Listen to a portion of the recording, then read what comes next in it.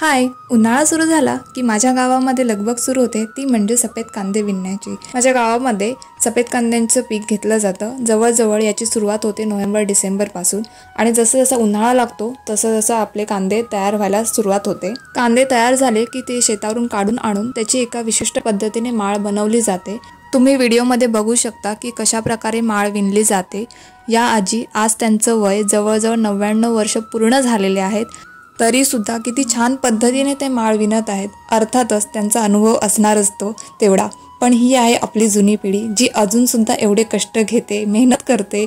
खरंच मला खूप कौतुक वाटते या आजींचं।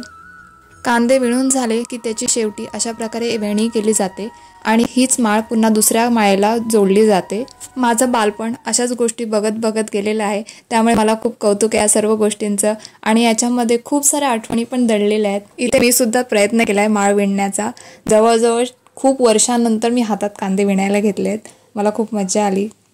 उन्हाळ्यात आता अलिबागच्या दिशेने जे कोणी ट्रॅव्हल करत असतील त्यांना जागोजागी आणि रस्तोरस्ती असे सफेद कांद्याच्या माळी घेऊन विकायला बसलेली माणसं दिसतील, कारण हाच सीझन आहे या कांद्यांचा आणि हा कांदा तुम्ही घेऊन वर्षभरही ठेवू शकता आणि वर्षभर टिकणारा हा कांदा आहे। त्यामुळे आत्ता घेतला आणि आपल्याला लगेच खराब होईल याची भीती नाही आहे। हा आपण वर्षभर सुद्धा वापरू शकतो। सफेद कांदा चवीला जेवढा आहे तेवढाच त्याचा आयुर्वेदातही खूप महत्त्व आहे।